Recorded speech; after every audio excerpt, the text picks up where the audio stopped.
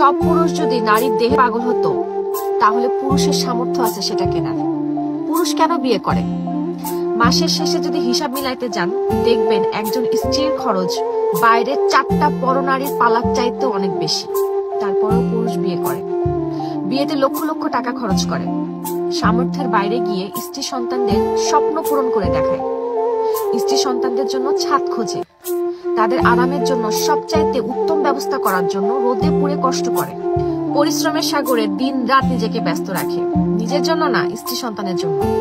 প্রয়োজন হলে স্ত্রী সন্তানের জন্য নিজের সম্পত্তি জমি বিক্রি করে দেয়, এমনকি তিলে তিলে গড়া সঞ্চয়গুলো হাসি মুখে স্ত্রী সন্তানকে দিয়ে দেয়। আর এই জন্য এই সকল পুরুষকে সম্মান করুন। কিছু পারেন আর না পারেন, পুরুষদের এই বলিদানের বিনিময়ে একটু মানসিক শান্তি দেন।